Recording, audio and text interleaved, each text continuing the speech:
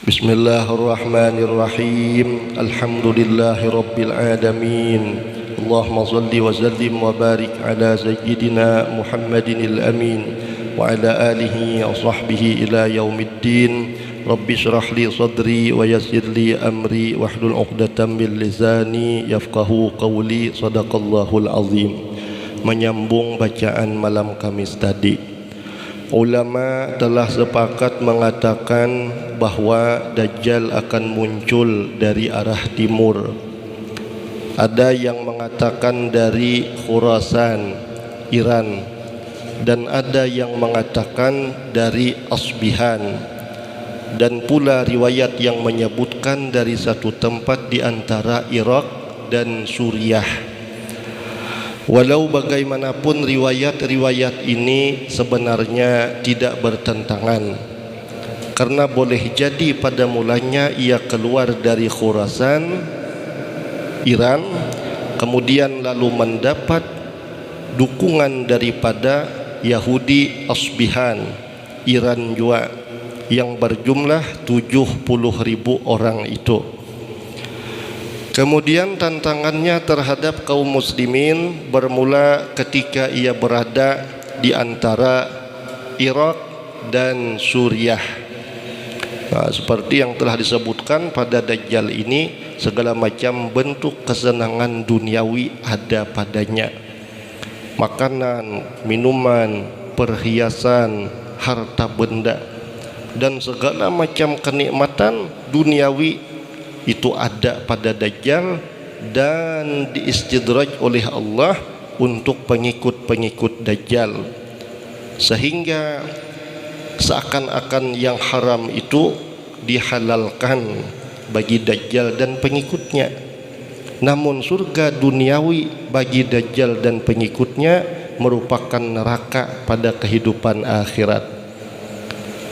Apa yang hobi dari seseorang itu, kalau dia hobinya berupa perhiasan, kemudian kemuliaan, makanan, minuman, kekayaan, khamar, dan sebagainya dari hal-hal yang menyenangkan, dari segala macam bentuk kemaksiatan, itu ada pada Dajjal dan pengikutnya.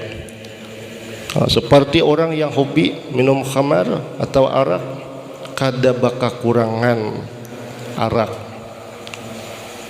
Sepuas-puasnya ia minum arak, tapi ingat, setetes pun tidak merasakan akan arak yang ada di dalam surga.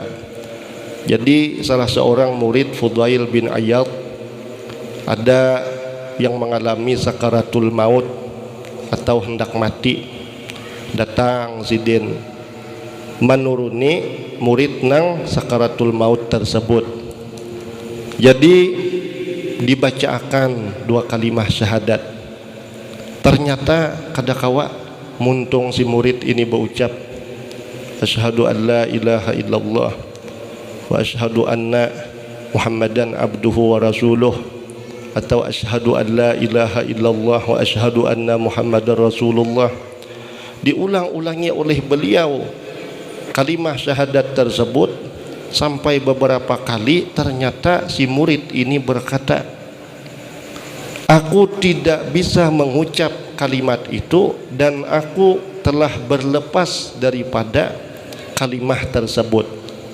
Artinya sudah keluar daripada Islam dan iman. Lalu mati si murid ini. Sedih Fudail bin Iyad. Nah, jadi pada suatu malam beliau bermimpi sang murid dibawa ke dalam neraka. Lalu dalam mimpi beliau berkata, wahai muridku, apa yang menyebabkan kamu berlepas daripada keimanan ketika kamu hendak mati sehingga kamu disiksa di dalam neraka? Lalu kata si murid, wahai guruku, aku mempunyai suatu penyakit. Penyakitku ini kadada obatnya. Namun dari tabib, dari dokter atau tukang obati memberikan resep kepadaku, dalam 1 tahun harus ada minum arak, entah itu 1 mangkok atau 1 gelas. Artinya menghabiskan ini cuma beberapa teguk aja. Bila dalam setahun kadeda meminum arak, maka penyakitmu akan kambuh. Dengan alasan baubat setahun sekali untuk kesehatan, beberapa teguk aja. Yang mana jikalau dalam setahun tidak meminumnya, maka penyakit itu akan kambuh. Nang nyata uzur baubat saja, ia masuk neraka, ia keluar daripada iman. Bahasa kasar lainnya tuh matinya dalam keadaan murtad. Apalagi hanya sebatas kesenangan belaka.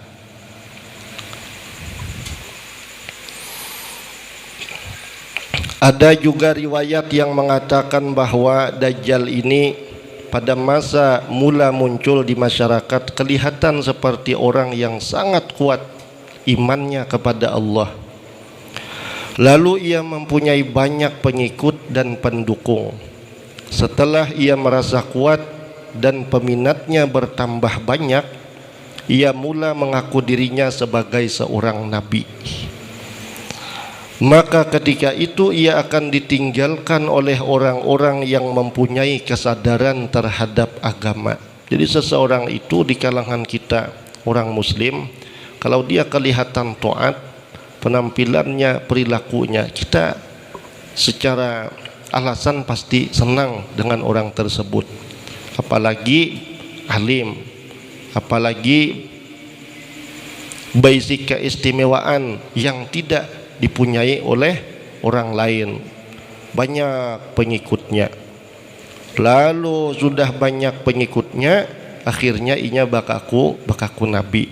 Nah, lamun Dajjal nang sudah dalam bentuk besar, mata kanannya cacat, mata kirinya cacat juga, bertulisan di dahinya kafir, itu kan termasuk nahab sudah. Nang susah kita membedakan itu ketika ada seseorang yang pada zahirnya sangatlah taat kepada Allah Subhanahu wa taala.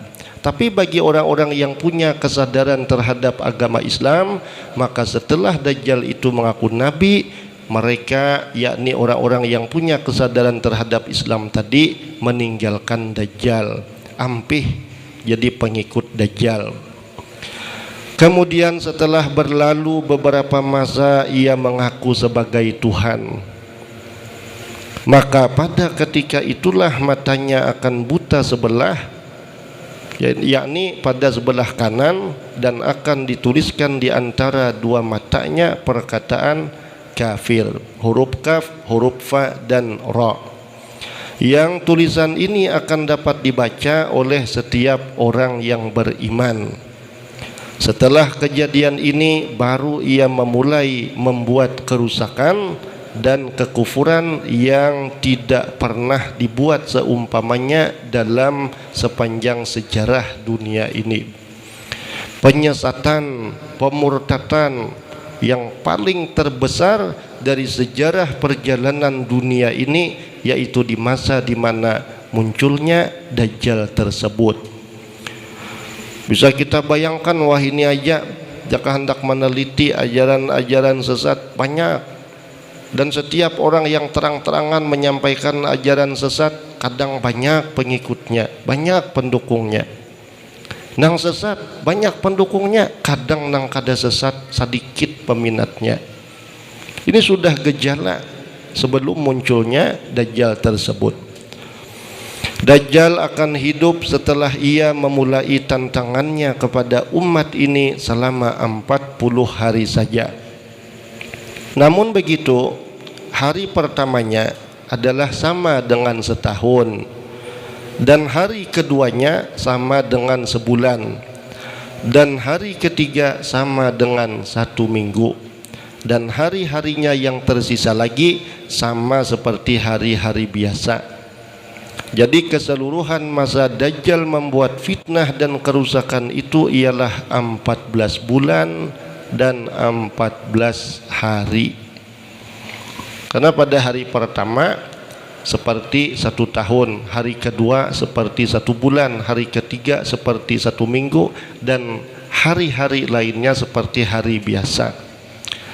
14 bulan 14 hari kekumpulannya. saduniaan kada aman dari fitnah dan kekacauan yang ditimbulkan oleh Dajjal. Bisa kita bayangkan di Palestina itu sudah hampir 1 tahun, sampai Oktober dihadap ini sudah 1 tahun. Nah, tiada hari dan tiada malam terkecuali banyak terjadi ledakan-ledakan bom, orang-orang terluka, orang-orang yang wafat siang dan malam, dan dalam 1 jam tidak terhitung berapa orang-orang yang syahid di sana, dan sudah tidak terhitung lagi darah-darah, daging-daging yang berhamburan di kawasan sana. Cuma kita di sini ngaran kada tinggal di kawasan perang, paling kita berkata kada kerasaan ujar Buhan kita parak dah 1 tahun. Tapi di wilayah yang di sana orang-orangnya banyak menderita, dan setiap penderitaan mereka tidak ada yang ringan. Pasti 1 jam pun rasa lawas benar. Contoh kita sakit kepala berana aja merasa akan penyakit, atau sakit gigi, atau muriat mahadang 1 jam itu lawas benar. Jaka pang mau guring, jaka mau tak guring juga mungkin 5 jam kada kerasaan. Ada ini kada mau guring.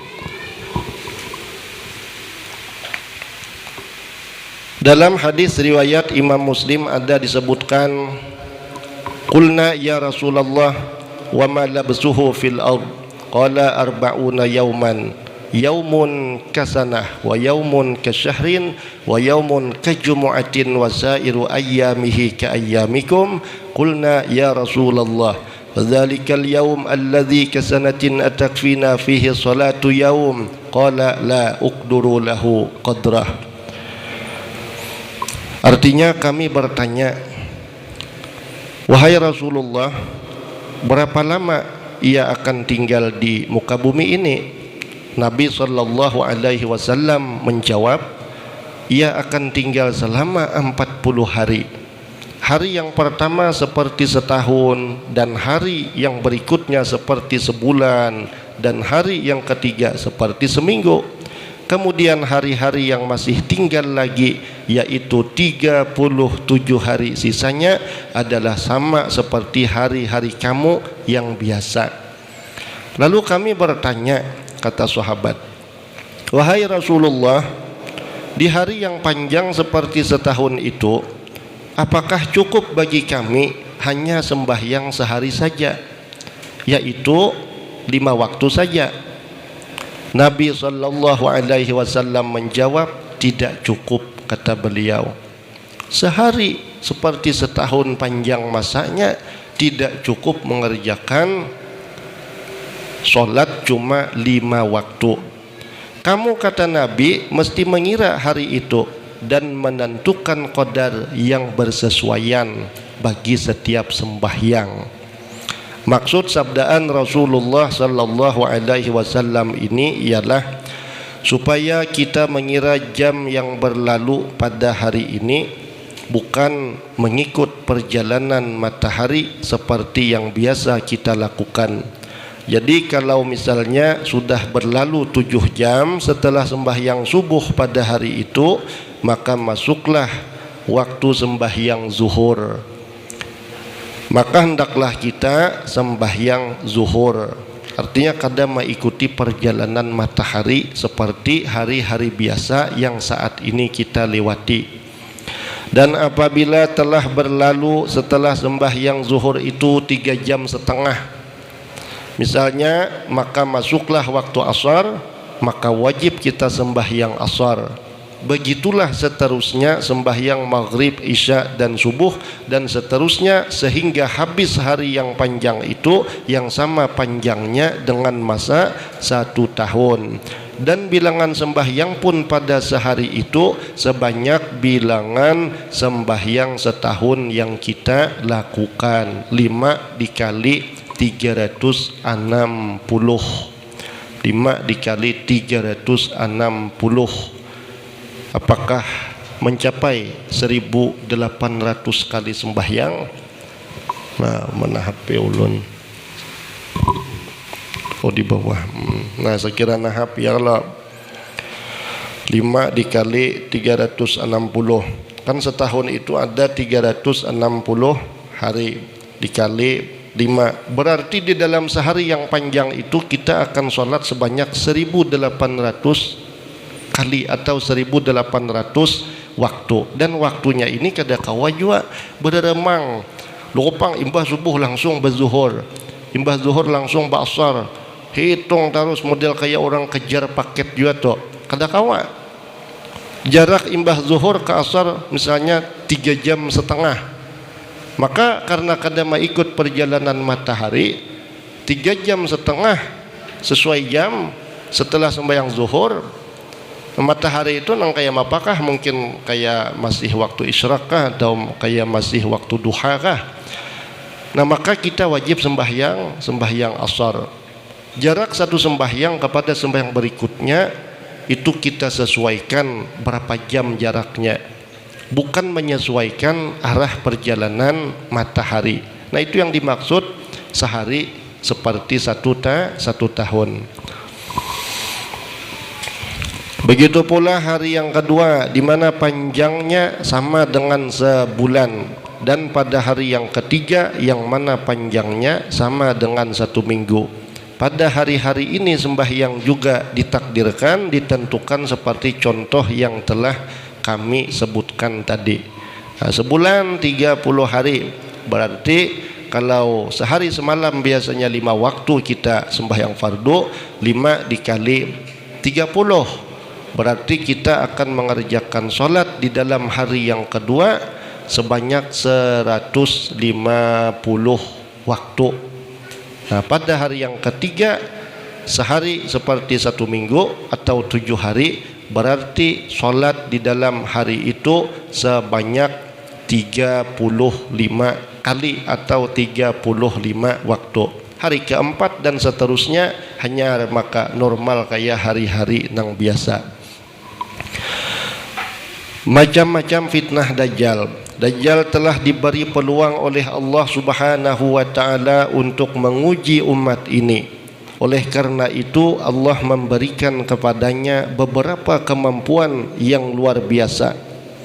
Di antara kemampuan Dajjal ini ialah segala kesenangan hidup akan ada bersama dengannya, dan benda-benda yang beku sekalipun akan tunduk patuh terhadap kehendak atau perintah Dajjal. Sebelum kemunculan Dajjal, dunia Islam akan diuji dahulu oleh Allah Subhanahu wa taala dengan kemarau panjang selama 3 tahun berturut-turut. Sebelum Dajjal muncul akan terjadi kemarau panjang 3 tahun berturut-turut. Pada tahun pertama hujan akan kurang 1/3 dari biasanya, dan pada tahun kedua akan kurang 2/3 dari biasa, dan pada tahun yang ketiga setahunan hujan terus-terusan tidak turun. Umat pada ketika itu dilanda kelaparan dan dilanda kekeringan. Di saat inilah Dajjal akan muncul membawa ujian. Maka daerah mana yang percaya bahwa Dajjal itu Tuhan, ia akan berkata kepada awan, hujanlah kamu hai awan di daerah ini. Di daerah di mana ada orang-orang yang mempercayainya sebagai Tuhan. Lalu hujan pun akan turun dan bumi pun menjadi subur. Manakala penduduk yang tidak mau percaya dengan Dajjal, mereka akan tetap berada dalam kelaparan walaupun sawah ladang mereka berhampiran dengan sawah ladang yang subur yang dimiliki oleh orang-orang yang percaya dengan ketuhanan Dajjal. Batatai pahumaan, sebelahnya percaya lawan Dajjal, mau turuni hujan di situ subur sampai panen. Sebelahnya kada percaya Dajjal tu Tuhan, ia berapa lawasnya kada percaya, ia kada sing mau hujanan ari jauh sekali subur. Jadi napa nang ditanam gagal terus, matian terus napa nang ditanam. Begitu pula halnya dengan keadaan binatang. ekonomi, perdagangan, dan segala sumber kehidupan. Sehingga orang-orang yang hidupnya susah, kebetulan dia tidak punya tabiat penyabar dalam menjalani hidup, tidak punya sifat terpuji seperti syukur di dalam nikmat yang seadanya Allah berikan kepadanya, maka ini sangat mudah menjadi pengikut Dajjal. Kada usah di masa Dajjal, zaman wah ini aja variannya. Kata Tuhan hendak sugih, ya belum sugih juga. Hayalan tu hingga sugih, masuk ke SMS, selamat Anda mendapatkan undian berhadiah 500 juta. Masuk kada doktrinnya, rasuk kada tetangkupannya. Sekian tahun berusaha kada mau sugih juga, tapi nang dihayal-hayal ni sugih dia sugih. Dibungulani oleh siapapun cepat, bukan karena hipnotis, tapi karena sesuai dengan liur, sesuai dengan kehendak, sesuai dengan hayalan yang sudah menjadi-jadi selama ini. Padahal banyak yang dengar kabar orang karena bungulaninya oleh SMS ninto, ada nang dipadahkannya dapat Fortuner, transfer 5 juta atau 10 juta sebagai ongkos kirim umpama, atau potong pajak kalimatnya. Sadang aja orang nang suah karena bungulaninya memadahi, jangan ditransfer duit nang sekian juta, sekian puluh juta, aku sudah bungulaninya. Tibak kawai lo kujar karena bungulani, siapa tahu tibak aku kada karena bungulani. Saking jadinya ramalan dapatnya iming-iming nang ka itu cepat masuk. Jadi ujar orang nang sadar ngene, ujar nang laki kah, ujar nang anak, sangkaan kena hipnotis, padahal hayalan juga masuk sudah.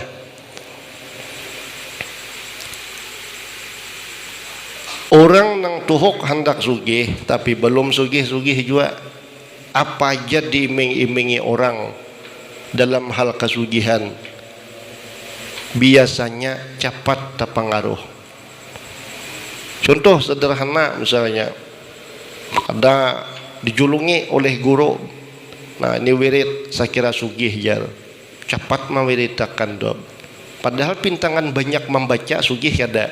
Hari ini 100 membaca, esok 100, 10 hari berapa tabungan dah bacaan wirid? Sari 1000 sudah. Marti akan sugih, pulang semacam harta aja.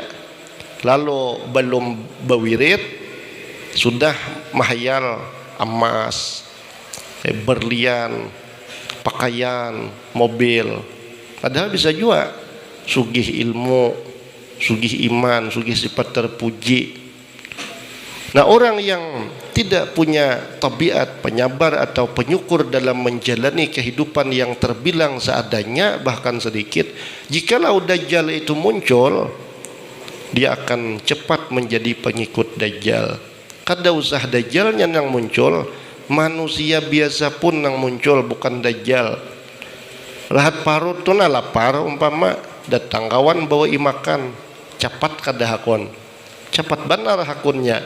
Rahat kada berduit, iming-imingi orang duit, cepat kada mematuk, cepat benar mematuknya, pas benar antara umpan dan orang nang pacang mematuknya. Tapi orang yang terbiasa hidup susah, penuh kesabaran, dengan nikmat yang sedikit dia terbiasa untuk bersyukur di samping taat kepada Allah. Ini cikal bakal orang yang akan diselamatkan Allah daripada Dajjal. Jikalau Dajjal muncul sekalipun, karena logikanya aku jernang seikung tuhukai hidup susah, tuhukai aku sudah diiming-imingi orang kesugihan, tuhukai aku menderita sudah, tapi aku merasa nang ada nih merupakan nikmat Allah sehingga aku bisa banyak beribadah kepada Allah Subhanahu wa taala. Orang nang katujuh kemewahan, jikalau Dajjal itu muncul, cepat inya jadi pengikut Dajjal. Karena dalam hal duniawi komplit di situ. Nah, kemudian lagi keadaan binatang ternak mau baik, mau beranak pinak. Apabila di masa itu hakun mengumpati Dajjal, ekonomi membaik bila umpat Dajjal, perdagangan bagus dan segala sumber kehidupan semuanya akan menjadi makmur, stabil, meningkat dan maju bagi orang-orang yang percaya dengan ketuhanan Dajjal. Sebaliknya bagi mereka yang tidak mau mengikutinya, mereka akan terus hidup dalam kekeringan, kemunduran dan kemerosotan. Kehinaan, kefakiran bahkan akan selalu menghiasi orang-orang yang tidak mau mengikuti Dajjal. Dalam hal ini ada disebutkan hadis Rasulullah sallallahu alaihi wasallam yang berbunyi, fayati 'alan nasi fayad'uhum fayu'minuna bih wa yastajibuna lahu fayamurus samaa'a fatumtiru wal arda fatunbitu fataruhu 'alaihim sarihatuhum atwala ma kanat zura fa asbaghahu duru'a wa amaddahu khawasir summa ya'ti 'alal qaumi fayad'uhum fayarudduna 'alaihi qawlahu fayansarifu anhum fayusbihuna mumhidin laisa biaidihim syai'un min amwadihim wa yamurru bil kharibah fayaqulu laha akhriji kunuzak fatatba'uhu kunuzuha kaya'asi bin nahli. Lalu dalam sabdaan Rasulullah, Dajjal datang kepada suatu kaum dan mengajak mereka supaya beriman dengan ketuhanannya. Apabila mereka menerima seruannya, ia akan menyuruh awan menghujani mereka, maka tanah pun akan subur dan menumbuhkan bermacam-macam tanaman, dan binatang ternak mereka juga menjadi gemuk dan penuh berisi susunya.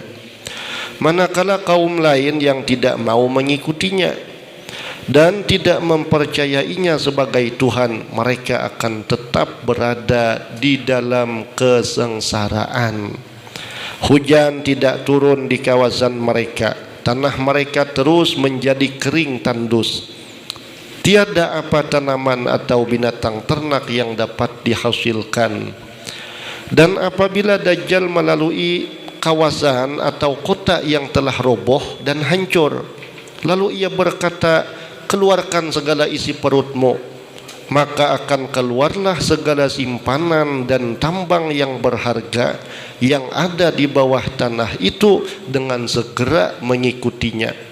Bamudal disuruh Dajjal, keluarkan isi perutmu, keluaran tambang dan benda-benda atau simpanan berharga yang ada di dalam bumi tersebut. Segera mengikuti Dajjal seperti rakyat lebah yang terbang mengikuti kemana ketuanya atau indungnya terbang. Wallahu subhanahu wa ta'ala a'lam.